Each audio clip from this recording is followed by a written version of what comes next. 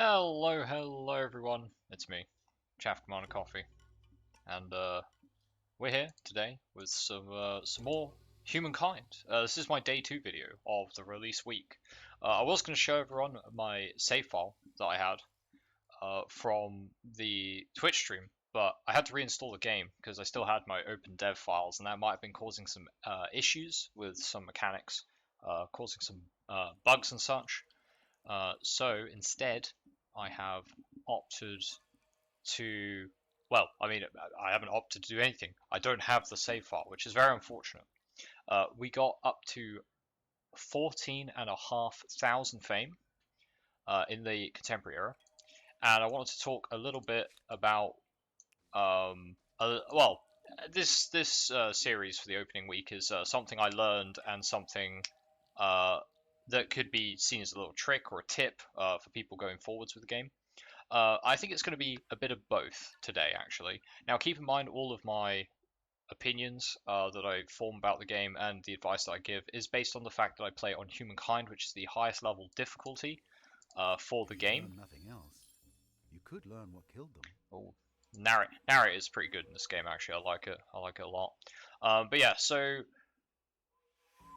what I want to talk about is the turn limit. Now, I played with standard victory conditions, which means any victory condition is available. And one of them is that if the world gets too polluted, the game will end. And that was actually what ended our game early. I could have ended the game early myself by I finished the Mars project, a colony on Mars. I finished that, and you're allowed to end the game the next turn if you do that. So you can end the game early, or you can get like an okay science cache and influence boost. It's a bit weak. They should probably make it a bit better. But either way, so I did finish the Mars project. I could have finished the game early, but I thought, now let's try and get some more score and carry on. But my game ended around turn 250 because one of the AIs had actually produced over 20,000 pollution by themselves. Nobody else was really contributing that much pollution per turn. But the second place AI, the AI that was fighting me for first place, they actually produced so much pollution they made the planet unlivable and destroyed the human race. Which is very unfortunate, of course, and our game ended about turn 250. And on a standard map, you generally have 300 turns. That's the actual turn limit of the game, is 300 turns. So we ended about 50 turns early. So what is my tip slash thought? Well, my tip slash thought is... Though next time, it might be better if you washed it first. My tip or thought is definitely keep the narrator on, although he was bad-mouthing me quite a lot during the run. But my tip or thought is... if you're playing on the highest level difficulty, do not expect, if you're using the world can be polluted and like end game condition, do not expect your game to actually last the amount of turns that you set it as. Expect your game to end early because the AI love polluting the planet, and yeah, that's my thought and tip. That's both in one. I want to keep these videos quite short, so I don't want to run this over because I'm not really doing it. This isn't a tutorial. It's just what I've observed in the game in my first week of playing, and going into the contemporary era for the first time. It was a lot of fun. There were some issues I had with. I wasn't able to drop a nuke on anyone. I don't know why, but it just was really awkward with targeting it. So I don't know if that was a bug because, again, as I said, I had the open dev files, and that is supposed to have been causing some issues for some players. So some of the issues I had might have been because of that, but I'm not sure. So I can't say either way really. It just was causing me a few issues. But yeah, my game ended early. So if you're playing on Humankind difficulty, if you're playing on lower difficulties, it might not come into fruition. You might get the full turns that you set, and obviously you can just change the victory condition so polluting the planet doesn't destroy everyone. You can do that too. That also works, which is probably what I'll be doing in future because I kind of don't like the idea that my game ends early based on something like pollution, because obviously the AI are not going to take any steps to mitigate it whatsoever. In fact, they just keep pumping it up and up and up and up, and or at least if they can, they just keep building more and more industry, and then just bam, there you go. The planet is destroyed. Well done. Game over. So yeah, that's my tip and thought is that if you start getting later into the game and you notice that the AI is building up a lot of pollution, assume your game will end earlier than intended. Is this a good thing? If you're setting it as a win condition, then I don't see a problem with it. It also keeps people in check from spiraling their industry, like snowballing their industry out of control in a multiplayer scenario, because you actually get grievances against people that produce too much pollution. Um, and there are ways to mitigate it. You can plant forests to help mitigate it, but the thing is that eventually there might be one player who goes, who cares? I'm at the top of the leaderboard. I'm just gonna destroy the world, so the game's over and I win because I have the highest fame. So yeah, you do have to keep that in mind. And the AI, as I said, they don't really care. They'll just keep producing more and more pollution. Um, Other things that I noticed, culture was very hard to like. I can't show off right now. I'm basically just ending turns, just running around, looking at the lovely scenery that there is. But yeah, culture was something that I found very difficult to make sure I had more of than the AI. Influence was something I couldn't get very quickly. It was quite difficult, I found, to get large amounts of influence.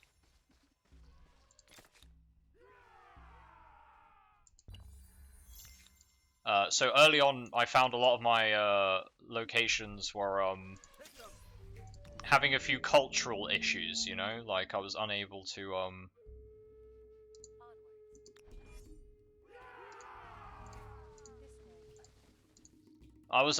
to stop cities from flipping to other nations' cultures and religion as well. I had no way of fighting religion. Now I was playing. You can see the VOD yourself. It's on the Twitch. There'll be a link to my Twitch in the description, but um, it'll be up there for a few weeks, as with the previous video. But yeah, it's religion-wise, it was very very difficult to. Firstly, I couldn't find the button to convert religion. It popped up later in the game, but it was obscured. I don't know where it went, but I kept checking the tab where it should be, and it just wasn't there. So I don't know what went up with that. Again, I'm going to chalk it up to I still had the OpenDev files, so I think it might have screwed the UI. But yeah, religion, I could not keep up with the AI. They literally one religion controlled the entire map by the end of the game. It was very very difficult to keep up with, and it really hurt my relations. So I did notice religion was very difficult to try to propagate on the higher difficulties because the AI will just be able to build holy sites out way faster. They'll be able to attach more territories to cities if they go polytheism. If they go shamanism, they'll have higher populations, so they generate more faith that way. And overall, it's just very difficult to keep up with them in terms of faith. So on higher difficulties, I think it might be better to let the AI just spread a religion and just convert to it. I think that might actually be a better idea than spending time building holy sites. I think building holy sites might actually be, like, the opportunity cost is not worth it, I think. So that would be, I guess, my tip. If you're going to play on higher difficulties, don't try to invest in religion too much. But I was playing on a Pangaea map. I was playing Pangaea.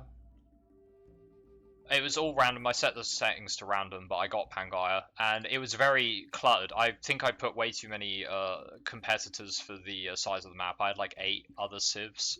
It was me plus 8, I think, on a standard size map. I don't think it was even large size. I think it was standard. It was really, really close together, very, very cluttered. Only one civ actually got eliminated. But the AI did keep up with military tech, and they were fighting each other. They didn't. I did get down at one point when I was a bit behind on Miltech, but I'm quite a militaristic player, so I generally had quite a powerful army. So a lot of the AIs were preferencing fighting each other over me because I could put up a bit of a fight. Or they were just, I mean, there was one of the pacifist AIs as well, so they didn't want to fight anyone. But yeah, so I think religion you probably want to leave it to the AI. That would be my tip slash thought on top of the pollution thing for today. That's what I know. Those are the two things I like, big things I noticed playing on Humankind. for the release week. Right, guys, that's going to be it. I won't kill the mammoth. You know, I don't want the RSPCA on my tail. So we'll leave the mammoth there. Thank you all for watching the video. If you watched up to this point, I hope it's helpful. As always, leave comments if you've got any questions about Humankind. I'll try to get to them as soon as I can. There'll be a new video up tomorrow. I'll also be streaming tomorrow, same time as ever. There'll be a link to my Twitch, as I said, in the description of the video. So if you want to check out some live content, or just check out the VOD if time zone prevents you from coming to check it out, then be my guest. It's always happy to have more people around. It's good stuff, and hopefully it's helpful for you guys. I know a lot of people are finding it difficult to get into Humankind. A lot of people coming from backgrounds of playing other 4Xs, not Amplitude titles, so I have a lot of experience with Amplitude titles, and I think it's quite helpful to have that kind of experience going into it. But if you've been a player of Civ, the other sort of most popular 4X, or even things like Paradox games, it can be a bit confusing to get started. And hopefully, when I get round to doing tutorials, which will be sometime next week, that can help people, get their foot through the door and start experiencing the best that Humankind has got to offer them. But it's been great fun so far. Finishing my first run with 14.5k fame on the highest difficulty. I think it was pretty good. I was saying anything above 10k, given the issues I had with religion and map location, alliances. My trade got cut at one point. Like all of my trade, like all the AI just turned around, just like, now we don't want to trade with you anymore. You're a heretic. We don't want anything to do with you. I was like, ouch. All my cities were stability was tanking. But yeah, I managed to make it to contemporary. We built some planes, built some artillery, we built lots of tanks. It was good. It was good. So we got to experience a lot more of the game, but I unfortunately did miss out on 50 turns because the planet died of climate change, which is not great. But yeah, so I will be playing without that victory condition in future, and I recommend if you guys want to make sure that you get your full turns worth for the speed of the game you're playing on, then yeah, I recommend you also play without that end game condition. Turn the pollution end game condition off. Pollution still exists. It has an effect on your city stability and food output, I believe, if you have high pollution. So if the planet is very highly polluted, you'll still have some effects of it on your cities, but it won't be. It won't end your game. Okay. Right, guys.